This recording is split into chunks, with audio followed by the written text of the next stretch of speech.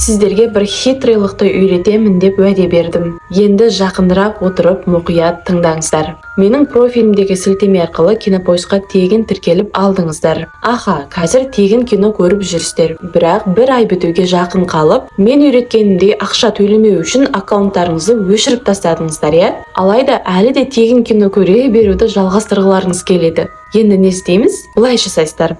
Енді сіздерге керегі басқа бір номер болды. Басқа Кинопоискқа тіркелмеген номермен тағы да тіркеліп аласыздар, сонымен болды, рахаттанып тегін кино көруді жалғастыра бересіздер. Бірақ қазір сіздерде бір сұрақ пайда болды, иә? Сонда әр бір ай өткен сайын басқа нөмірді қайдан таба берем деген. Түсіндей ма?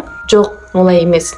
Сіздерге бар керегі тек сол 2 номер ғана болды. Өткені мұқият тыңдаңыздар. Бір номермен тіркеліп, уақыты біткен соң аккаунтты өшіріп тастаймыз, иә? Өшіргеннен кейін тек бір ай ғана сол номермен қайттан тіркеле алмайсыз. Бір ай өткен соң алдын сол бірінші тіркелген номеріңізбен қайттан тіркеле бересіз. Сонда 2 ғана номермен айналып келіп, тіркеліп ала беріп шексіз тегін кино көре бересіздер. Кинопоискті білесіздер, иә? Басқа приложенияларға қарағанда оның мүмкіндіктері көп. Біріншіден шетелдік киноларды қазақшаға аударады.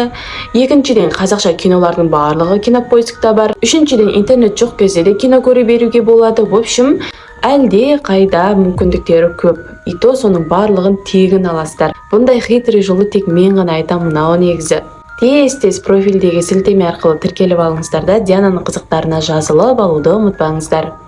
Мақұл?